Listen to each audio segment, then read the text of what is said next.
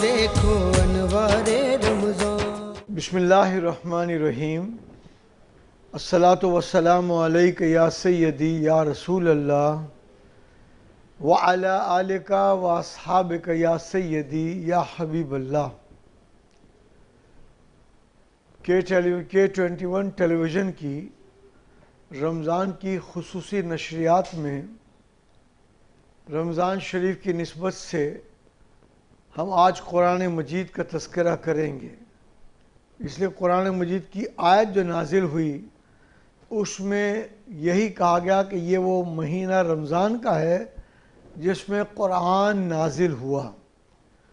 تو ماشاءاللہ قرآن کی عظیم نعمت ہم کو رمضان کے مہینے میں ملی، اور یہ قرآن کی جو نعمت ہے اور رحمت ہے یہ ہمارے لیے ہدایت کا ایک ذریعہ ہے۔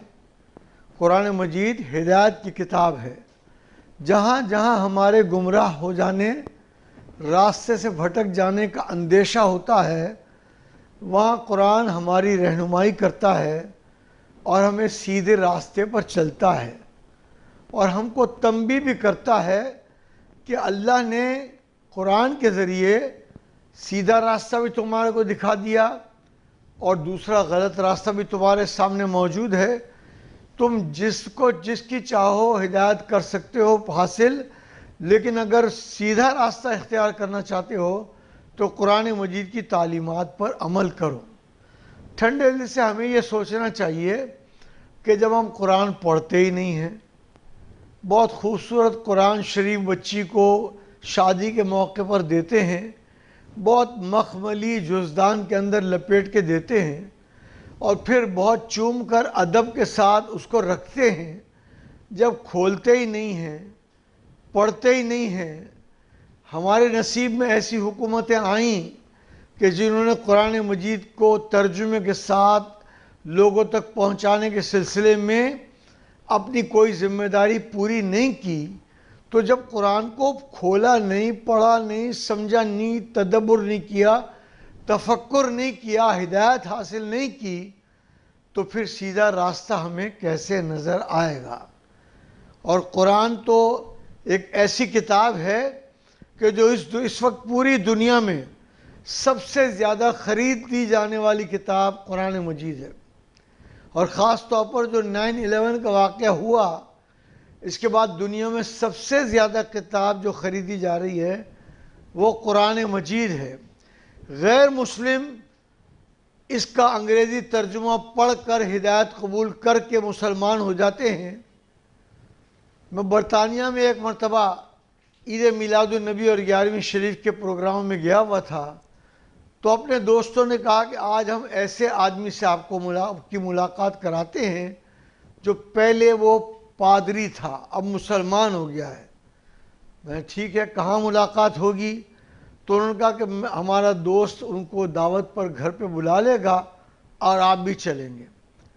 تو میں وہاں وقت مقررہ پر گیا۔ مجھ سے پہلے وہ سابق پادری کو لے کر آ چکے تھے، بہت پیار محبت سے ملاقات ہوئی، اور ظاہر بڑا حسین و جمیل چہرہ تھا، اور اس پہ سفید داڑھی کی وجہ سے بہت خوبصورت معلوم ہو رہے تھے۔ تو میں نے ان سے پوچھا کہ آپ کے مسلمان ہونے کی کیا وجہ ہے، آپ ذرا سمجھائیے مجھے۔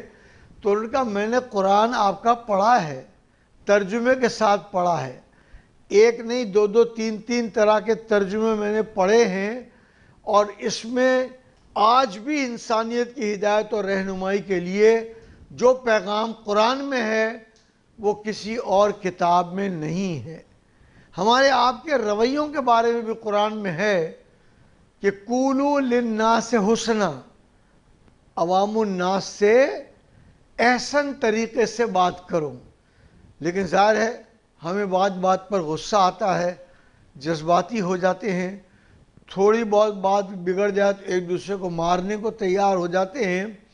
تو غیر مسلم تو آج بھی قرآن پڑھ کر اس سے ہدایت حاصل کر رہا ہے۔ ہم جو رمضان شریف میں تلاوت کرتے ہیں، کاش کہ ہم پورا قرآن رمضان میں نہ پڑھ سکیں تو اس کا تھوڑا بہت حصہ پڑھ، لیکن پڑھیں ترجمے کے ساتھ۔ سمجھنے کی کوشش کر کے پڑھیں تو انشاءاللہ سمجھ میں آئے گا۔ مثلا جب میں پیٹرولیم منسٹر تھا تو صبح تھوڑی دیر کے لیے جب قرآن مجید کا ترجمہ پڑھتا تھا تو ایک دن میں نے قرآن شریف کا ترجمہ پڑھا تو ترجمہ بسم اللہ الرحمن الرحیم کا جب ترجمہ پڑھا تو میری بات ذہن میں آئی کہ اس میں ایک ترجمے میں تو یہ لکھا ہوا تھا شروع کرتا ہوں اللہ کے نام سے، اور اعلیٰ حضرت امام احمد رضا کے ترجمے میں لکھا تھا اللہ کے نام سے شروع۔ تو ایک فرق تو مجھے یہ سمجھ میں آیا کہ واقعی انہوں نے تو شروع اس طرح کیا کہ پہلا لفظ منہ سے نکلا اللہ کے نام سے شروع، لیکن دوسرے ترجمہ کیا کہہ رہا ہے شروع کرتا ہوں اللہ کے نام سے۔ فوراً مجھے خیال آیا کہ میں اپنی والدہ ماجدہ کے لیے کوئی اور ترجمہ لے آؤں، میں اپنی گھر والی کے لیے ترجمہ کوئی اور لے آؤں، کیونکہ وہ تو خاتون ہیں اور ترجمے میں لکھا ہوا ہے شروع کرتا ہوں اللہ کے نام سے، پھر ان کے لیے تو ترجمہ ایسا ہونا چاہیے کہ شروع کرتی ہوں اللہ کے نام سے۔ تو تھوڑا مائنڈ اپلائی کرنے سے بڑے روشن پہلو سامنے قرآن مجید کے آتے ہیں۔ تو اس لیے قرآن مجید کو اگر تھوڑا تھوڑا پڑھا جائے، سمجھ کر پڑھا جائے، پھر تھوڑی سی اس کی تشریح تفسیر کو سمجھنے کی کوشش کی جائے تو بہت سی اچھی باتیں ہمیں معلوم ہوتی ہیں۔ اور قرآن مجید صرف رحمت ہی نہیں ہے، اس کا پڑھنا ہمارے لیے باعث رحمت ہے۔ تو بڑی رحمت کیا ہوگی کہ اگر دل میں کوئی میل ہوگا تو دھل جائے گا، دل میں اگر زنگ ہوگی تو زنگ اتر جائے گی۔ اسی طرح سے اگر رحمت کی نیت سے قرآن پڑھا جائے گا تو راستے کشادہ ہوں گے، گھر کے جھگڑے ختم ہوں گے، ماں باپ سے اختلاف ختم ہوگا، بھائی بہنوں میں اختلاف ختم ہوگا، اس لیے کہ یہی قرآن کہے گا کہ ماں باپ کے سامنے اف تک مت کرو۔ تو ترجمہ دھیان سے پڑھے گا تو بندہ سوچے گا، ٹھہر جائے گا کہ میں تو ماں باپ کے ساتھ بہت بدتمیزی کے لہجے میں بات کرتا ہوں، تو قرآن مجید میں تو اللہ کا واضح حکم ہے اف تک بھی مت کرو۔ ایسی ہدایت کی رہنمائی کی باتیں ہیں کہ جن کی وجہ سے گھر ہمارا رونق والا، برکت والا، محبت والا یہ گھر بن جائے گا۔ اور جب قرآن مجید غور سے پڑھے گا انسان وہ سوچے گا کہ قرآن مجید میں اللہ تعالیٰ یہ فرماتا ہے کہ لا تقربوا الصلاۃ، نماز کے قریب نہ جاؤ، کب؟ جب نشے کی حالت میں ہو۔ یہاں انسان رک جائے گا اور سوچے گا کہ مجھے قرآن شریف پڑھنے کے دوران یہ کہا گیا ہے کہ جب نشے کی حالت میں ہو تو قرآن مجید نے حکم ہے کہ نماز کے قریب مت جاؤ۔ اس پر اگر ٹھنڈے دل سے غور کرے گا تو بندہ پھر آہستہ آہستہ شراب کی لعنت سے بچے گا۔ پورے برطانیہ میں، امریکہ میں، ہالینڈ میں، جرمنی میں، فرانس میں جتنی دوائیں ملتی ہیں اس پہ نوٹ لکھا ہوا ہوتا ہے جب تم شراب کی وجہ سے نشے کی حالت میں ہوگے تو اس دوائی کا کوئی فائدہ نہیں ہوگا۔ تو یہ پیغام تو چاہے وہ انگلش میں لکھا ہوا یا فرانسیسی میں لکھا ہوا ہو، ڈچ کی لینگویج میں لکھا ہوا ہو، لیکن یہ تو پیغام قرآن کا ہے کہ شراب کے قریب مت جاؤ۔ تو یہ تو ترجمہ پڑھنے، سننے، سمجھنے سے بات یہ سمجھ میں آتی ہے۔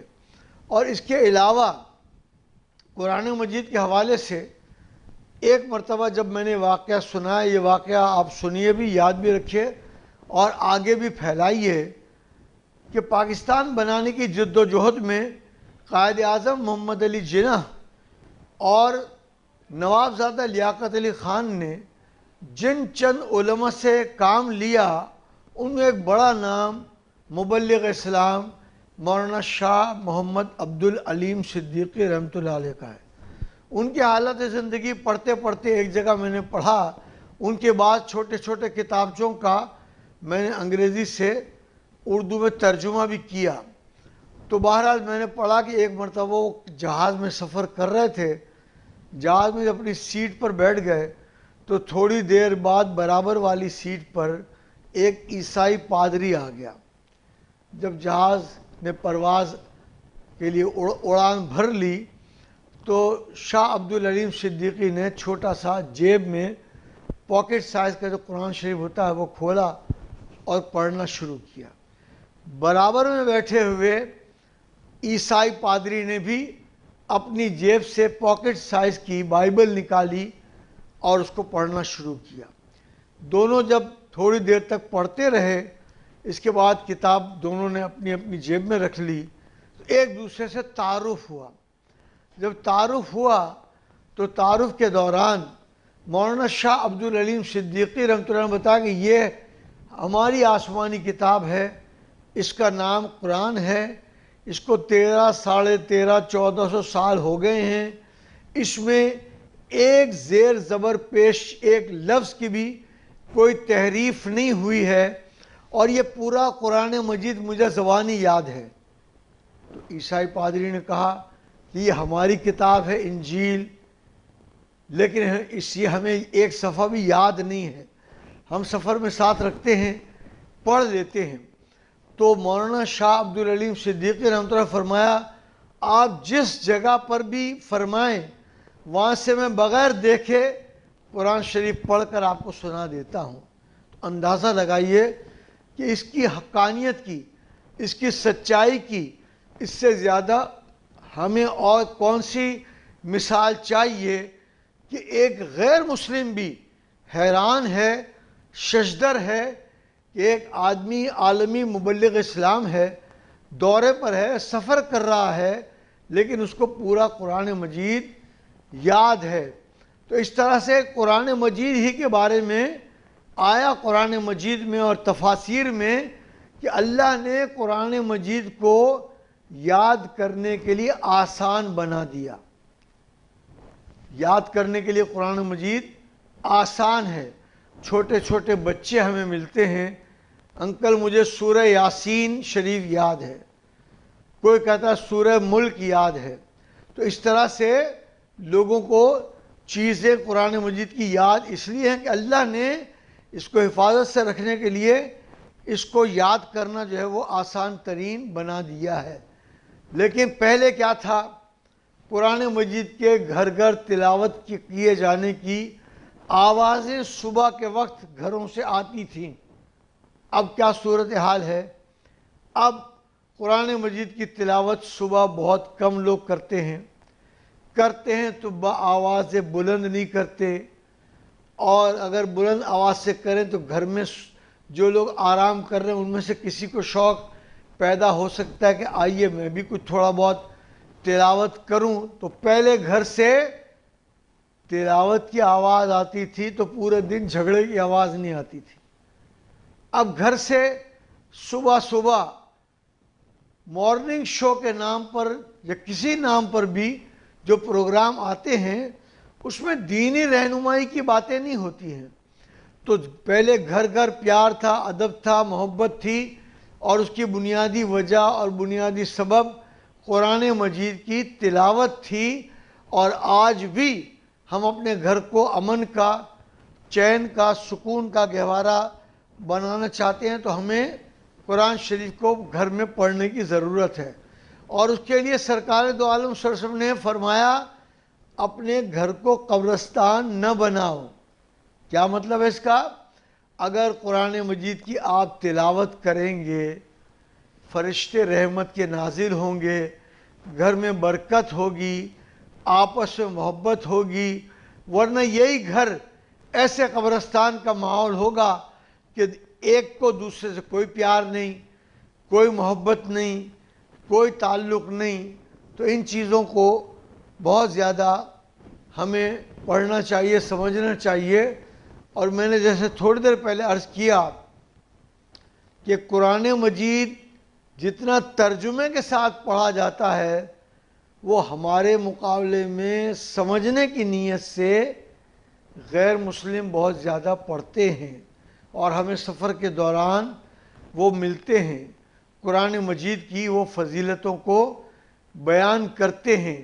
تو اس لیے قرآن مجید کو اس رمضان میں سمجھ کر پڑھنے کی ضرورت ہے، اور اگر سمجھ کر ہم قرآن شریف پڑھیں گے تو انشاءاللہ تعالی بہت ہمیں اللہ تعالیٰ آسانی عطا فرمائے گا۔ ایک جو قرآن شریف کی ایک اور خاص فضیلت ہے کہ جو ہمارے دلوں میں سختی آ جاتی ہے، قرآن پڑھنے سے اس دل میں نرمی پیدا ہو جاتی ہے۔ نرمی ہوگی تو بھائی بھائی کا احترام کرے گا، نرمی ہوگی تو ماں اور بیٹی میں پیار کا رشتہ ہوگا، نرمی ہوگی تو باپ بیٹے میں پیار کا رشتہ ہوگا، نرمی ہوگی تو خاندان کے ہر فرد میں پیار اور محبت کا رشتہ رہے گا۔ تو یہ صرف رمضان میں تلاوت کرنے والی کتاب نہیں ہے، یہ ہر جگہ ہر روز پڑھنے کی کتاب ہے۔ اور یہ بات درست ہے کہ لوگ اب بھی اپنے اجلاسوں کا، کابینہ کا اجلاس جو پاکستان میں ہوتا ہے، اس پہ تلاوت کوئی ایک وزیر کرتا ہے، پھر اگلی مرتبہ دوسرا کرتا ہے، پھر تیسرا کرتا ہے، پھر چوتھا کرتا ہے، اور پھر اس کا ترجمہ یا اردو میں یا انگریزی میں یا سندھی میں اس کا ترجمہ پڑھتا ہے۔ تو ظاہر ہے کہ اس لیے ہمارے یہاں بھی یعنی یونیورسٹیوں کی سینڈیکیٹ کی میٹنگز، سینٹ کے اجلاس تلاوت کے بعد ہوتے ہیں، اور اب تو اللہ کے فضل و کرم سے یہ بھی ہو گیا کہ قومی اسمبلی کا اجلاس، صوبہ اسمبلی کا اجلاس، تلاوت کے بعد اس پہ نعتیں بھی پڑھی جاتی ہیں، اس لیے کہ قرآن بھی ہمیں سکھا رہا ہے کہ اگر تم نے اللہ کی اطاعت کرنی ہے تو رسول کی اطاعت کرو۔ قرآن سمجھا رہا ہے کہ اگر تم نے رسول کی اطاعت کی تو اللہ ہی کی اطاعت کی۔ تو اس لیے قرآن مجید اللہ کی اور رسول کی اطاعت کرنے کا حکم دیتا ہے، اور قرآن مجید میں اللہ تعالیٰ ارشاد فرماتا ہے کہ تم نے اگر میرے محبوب کے بتائے ہوئے فرامین کی پیروی کری تو تم مجھے محبوب ہو جاؤ گے۔ یعنی اللہ کو چاہنا ایک قدم ہے، اور اس سے زیادہ اگلا قدم یہ کہ اللہ ہم سے پیار کرنے لگے، اس کے لیے نبی کریم صلی اللہ تعالیٰ علیہ وآلہ وسلم کی تعلیمات پر عمل کرنے کا حکم قرآن مجید ہمیں عطا فرماتا ہے۔ تو اس سلسلے میں میں اپنے کچھ تجربات بھی بیان کرتا ہوں۔ جب پہلی مرتبہ قرآن مجید کا ایک کنز الایمان کا سندھی زبان میں پیر جو گوٹ سندھ میں ترجمہ ہوا، تو ترجمے کرنے والے مفتی محمد رحیم سکندری صاحب نے مجھے فون کیا کہ ہم اس کے لیے ایک تقریب تعارف، تقریب رونمائی کر رہے ہیں، تو آپ اس میں آئیے۔ تو میں اس میں گیا تو انہوں نے مجھ سے فرمائش کی کہ اگر آپ کسی کراچی کے مخیر آدمی کو کہہ کر 100 ترجمے لے لیں اور سندھی پڑھ سکنے والے لوگوں کو ترجمہ آپ یہ ہدیتاً دے دیں تو بہت اچھا ہوگا۔ میں نے کہا انشاءاللہ میں کوشش کروں گا۔ ترجمہ میں وہاں سے ایک لے کے آیا، اور میں اپنے ایک دوست خواجہ قدیر احمد کے پاس گیا، اور میں نے کہا یہ ترجمہ اب چھپا ہے، اور فرمائش یہ آئی ہے کہ 100 ترجمے اگر آپ خرید کر سندھی پڑھ سکنے والوں کو دے دیں تو یقیناً یہ ایک ثواب کا کام ہوگا۔ تو انہوں نے تعجب سے مجھے دیکھا اور کہا صرف 100، اور پھر اللہ نے بعد میں توفیق عطا فرمائی، اور اللہ نے میرے اس جانے کو قبول کیا کہ وہ کئی کروڑ روپے کے انگلش، اردو اور سندھی ترجمے انہوں نے خرید کر فوج میں بھی اور اداروں میں بھی اور افراد میں تقسیم کیے۔ تو اس طرح کوشش کرنی چاہیے۔ ایک مرتبہ میں دبئی، ابو دھابی وغیرہ گیا، تو ابو دھابی میں جن کے ہاں میرا کھانا تھا، عاقب فرید قادری، انہوں نے کھانا کھانے کے بعد، چائے وغیرہ کے بعد مجھے کہا کہ یہ میں نے قرآن مجید کا انگلش سے، عربی سے انگلش میں ترجمہ کیا کنز الایمان کا، لیکن میں کوشش کر رہا ہوں، یہ چھپ نہیں رہا ہے۔ میں نے کہا اچھا۔ ان کے ہاتھ میں فون تھا، میں نے کہا یہ تو انٹرنیشنل ہوگا؟ بولا ہاں۔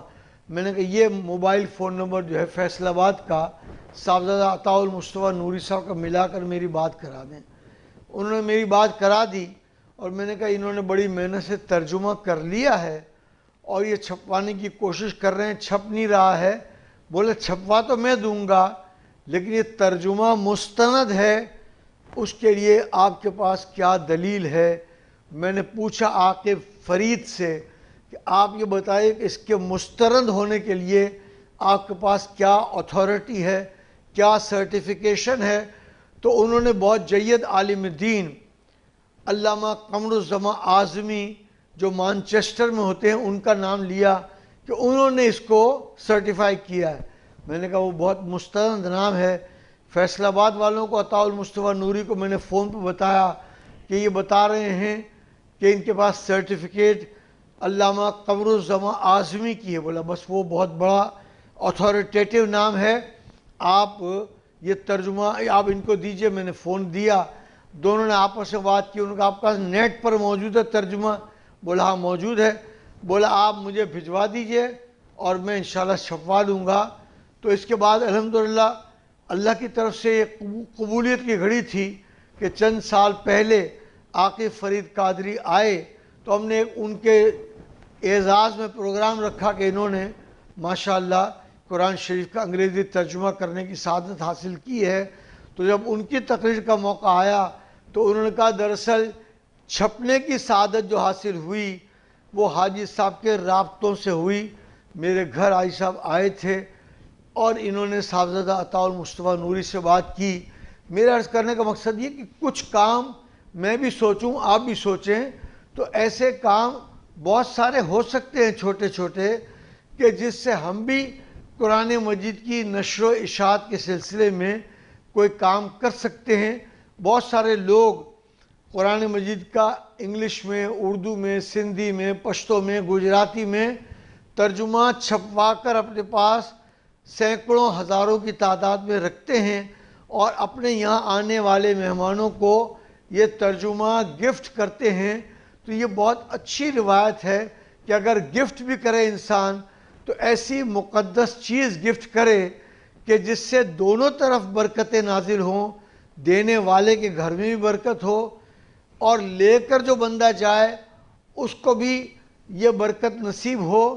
تو اللہ تعالی ہمیں اس قرآن مجید کی عظمت کو سمجھنے کی توفیق عطا فرمائے۔